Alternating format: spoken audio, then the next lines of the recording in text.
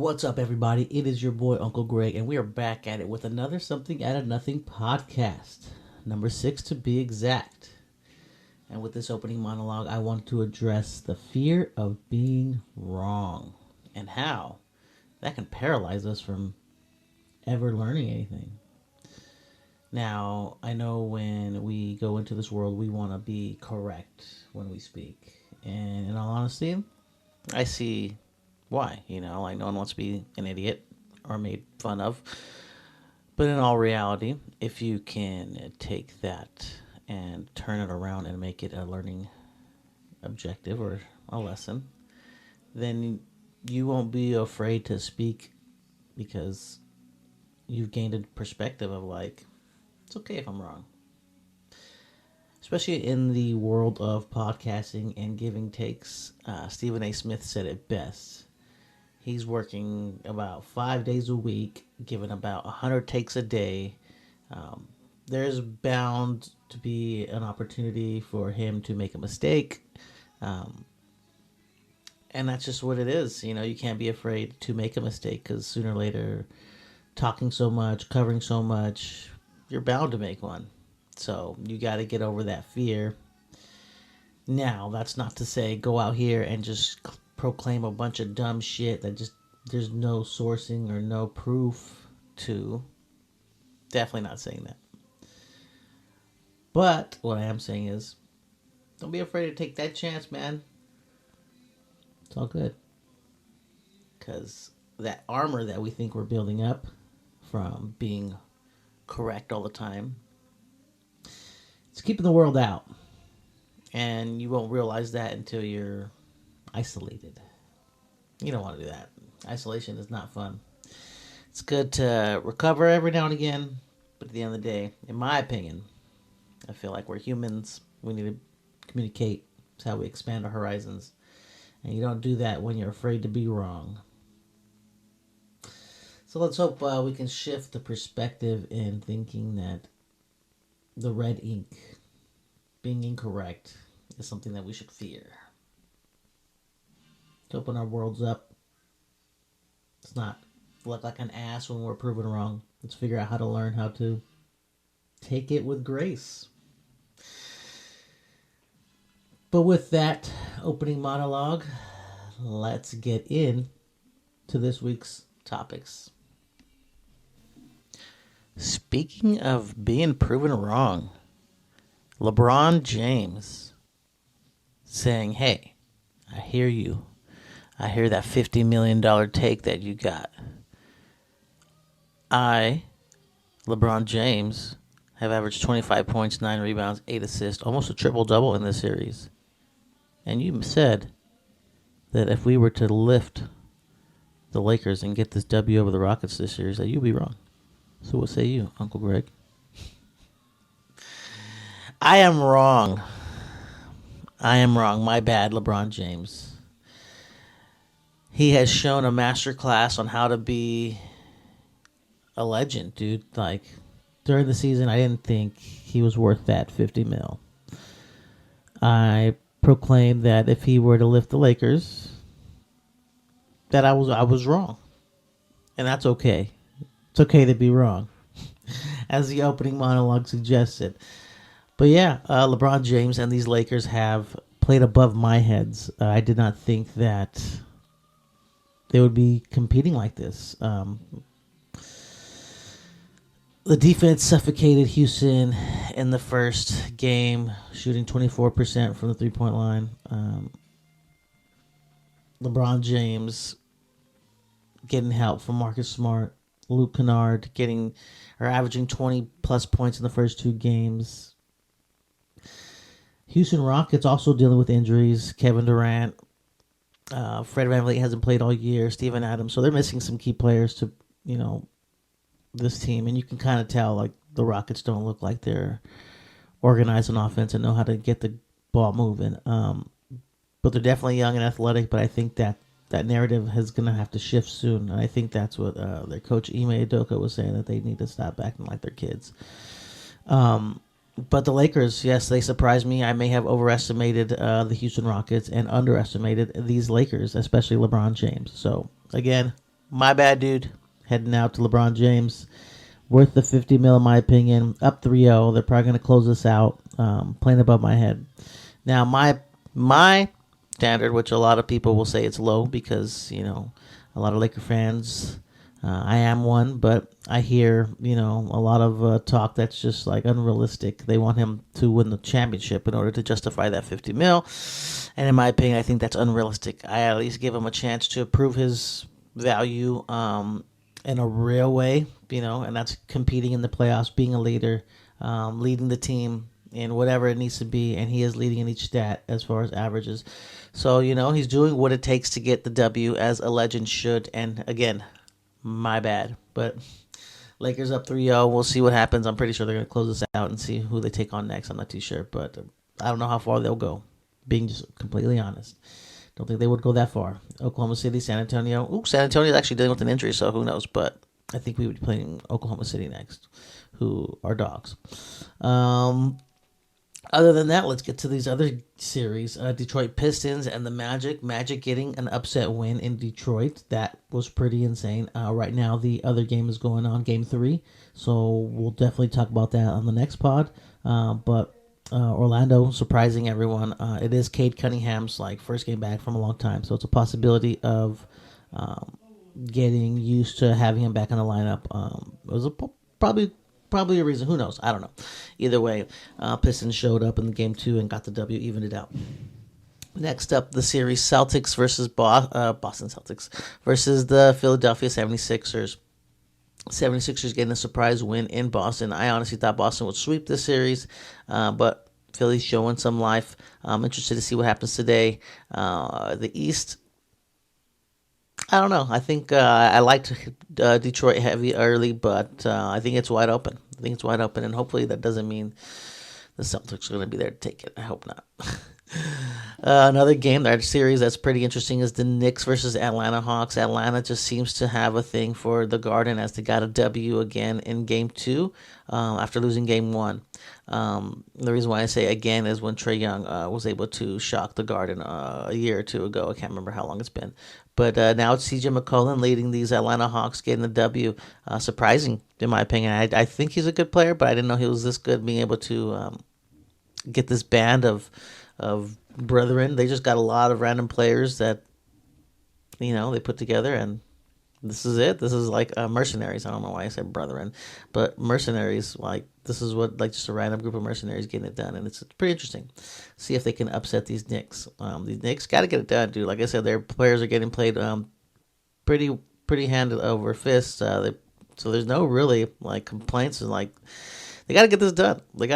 They've been around a while for these last few years. I know it's a first-year time for Mike Brown, but you can't be eliminated in the first round, dude. No, you can't. Next up, the Cavs and Raptors. Cavs look dominant with James Harden, two bigs, Evan Mobley, Jared Allen. Just solid squad all around. I think they're going to be able to give Toronto all the problems that they can handle. Cleveland leading 2-1, probably going to, in my opinion, close this out. For the West, the Thunder, too much to handle for the Suns, too hot to handle. Should have said that. Sounds better. Anyways, they're going to get this series. They're up 2-0. Spurs dealing with an injury to Wembanyama will make this series with the Blazers interesting, but at the end of the day, I think the Spurs are a well-rounded team, are going to get this dub and move on. But it will be interesting to see if Drew Holiday can get this Blazers team. And Avdija, I forgot how to say his name, but that dude's a hooper too. So I do like the Blazers as a young squad coming up. I kind of overlooked them when I was looking at the play-in, but no, I like them. They're definitely got something going on youth-wise. The Nuggets versus Wolves. Denver definitely got to do something. They're down 2-1 in the series against Minnesota. Edwards is just kind of willing and dealing for the Wolves over the Nuggets. I think he just likes the competition, the stage. You know what I'm saying? Okay, Jokic is the best player, or at least entitled the best player. Then let me step up my game. So you obviously see that Rudy Gobert doing some work, making it difficult for Jokic to get it going in the paint, getting second chances on the rebound. So. And yeah, so that's the rest of the league. You guys let me know what you think. If your team is doing well, if they're doing whack, Let me know down in the comments. I'm looking forward to these NBA playoffs. It's nothing but competitive play, and that's what I enjoy. I do not like blowouts. Blowouts are whack, so you won't hear me talk in depth too much about that because, I mean, what is there to talk about in a blowout? But yeah, that is the sports report this week. Let's get in. All right, chat. So we're going to do something new for the first time. We're going to watch some trailers live. And for this first trailer, we have the Clayface trailer, which is a DC villain. Clayface is an upcoming body horror thriller from DC Studios set to release in theaters on October 23rd, 2026. Directed by James Watkins from a screenplay by Mike Flanagan and Hossein Amini. The film stars Tom Riz Harris as Matt Hagen, a.k.a. Clayface. Let's get into this clip. Looks freaking horrifying right now as it is. Look at that. You got his surgically repaired face. You got his eyeball just like poking out. Like, all right, let's get into it.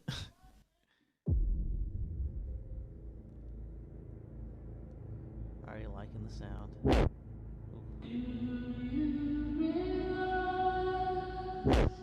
Oh, makes sense.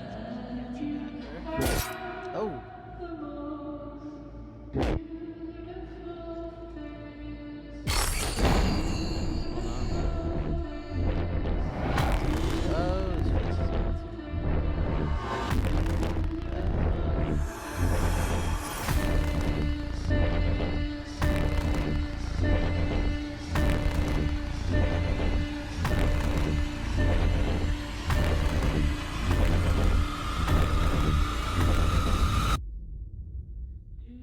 Yeah, this looks pretty dope. I don't know about you guys, but I'm liking it.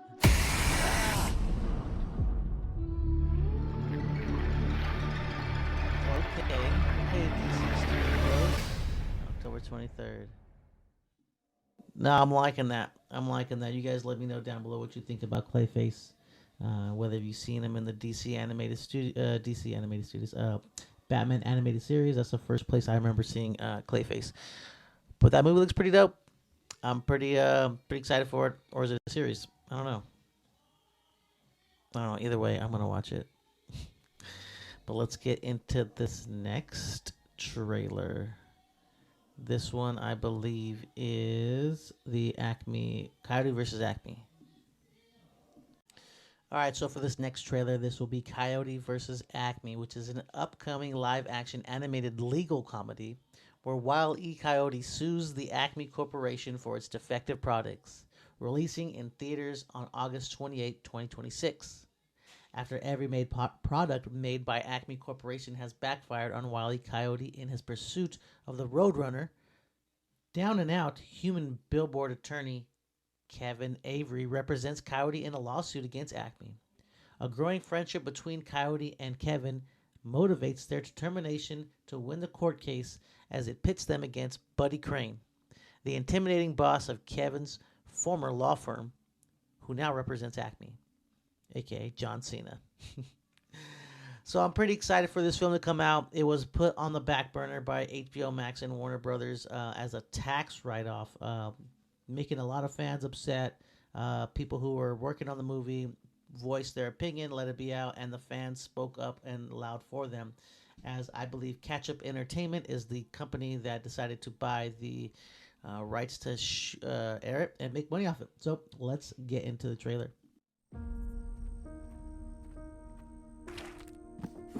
Okay, I really love the classic.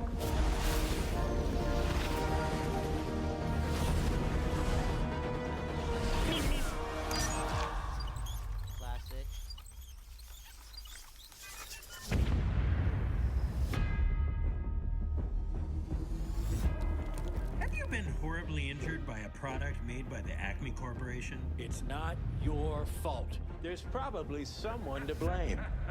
The name of the case is Coyote versus Acme. Wile E. Coyote. He is reckless. We all know who's responsible, and all of his injuries are self-inflicted. You've been settling Acme cases for years. I could probably get you $250 for that. This is your opportunity to really show people what you're capable of. These companies think they can do whatever they want. We're sick of it. Acme, hack you! Nothing to see here. We really have nothing. We both know it would be very unpleasant if anything bigger were to become public.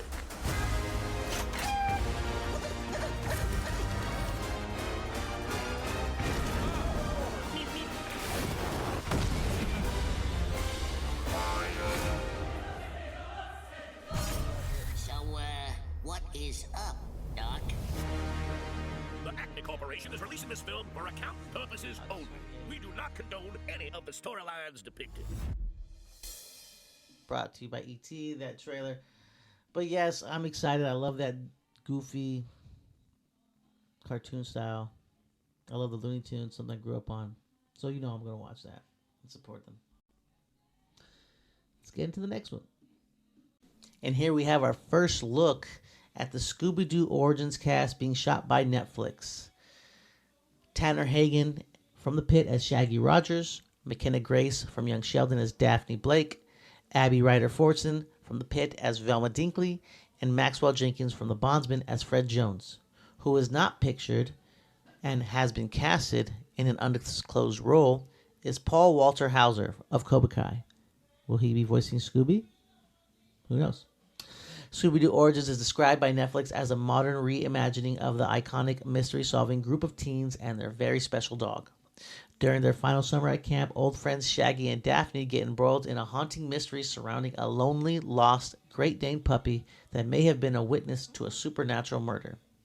Together, the pragmatic and scientific townie Velma and strange but ever so handsome new kid, Freddy, they set out to solve the case that is pulling each of them into a creepy nightmare that threatens to expose all of their secrets. Now, I'll be straight up honest with you. I grew up watching Scooby-Doo. Most likely gonna tune in. Will I be a fan? We'll see. You know, I don't like to rave about everything, but I do like nostalgia, and this is right down my alley. I'm down for Scooby-Doo and this live action. What say you? Let me know down in the comments. And last but not least, Michael, the movie. Now, when it first came out, a lot of people were overreacting, in my opinion, to the early ratings from the critics, giving it, like 20%, 30% on Rotten Tomatoes. IGN even giving it a 3. But I had to ignore all that because a lot of the complaints were about not addressing allegations. From what I've read online from people who either knew the script or had watched the movie, the timestamp from this movie, there was no allegations in between them. So in my opinion, those reviews are invalid. Will they make a movie addressing the allegations? Possibly. I heard there was a 4-hour cut and maybe they're going to add some more stuff to it. But if you think that the Jackson family won't take advantage of controlling the narrative or throwing their ideas out there as far as what they think actually happened, you are mistaken. I believe they are going to make something. When? I don't know. But I do believe that they will try to put their spin on it, what they believe, as far as how the media just came and attacked Michael. And, you know, if he were to do those things, of course he was be discussing, but in the court of law, he was proven innocent. And a lot of people like to ignore that. What can we do? You know, I grew up with Michael Jackson as an artist, a musician, and loved everything he's done. I can't wait to see this movie. Don't take critics too harsh. You can if you want, but in my opinion, I like to experience things myself. And if I end up agreeing with them, I end up agreeing with them. But if I don't, I'm glad I did not let that review stop me from experiencing the movie. So you guys let me know what you think of the Michael movie down below. Obviously, we already know it's going to be about his life, how he came up, and I'm excited to see it. So again, you guys let me know what you think down below. I'm down to chop it up in the comments. It's all thoughts. Try to keep it positive. Try to keep it, you know, good-hearted. I know there's a lot of people who feel strongly against Michael Jackson, but I mean, in my opinion, displaced. We're going to talk about that. All right, well, that will be it for this podcast. Hope you guys enjoyed. We just had some NBA and some Royal Report. I'll see you guys on the next one.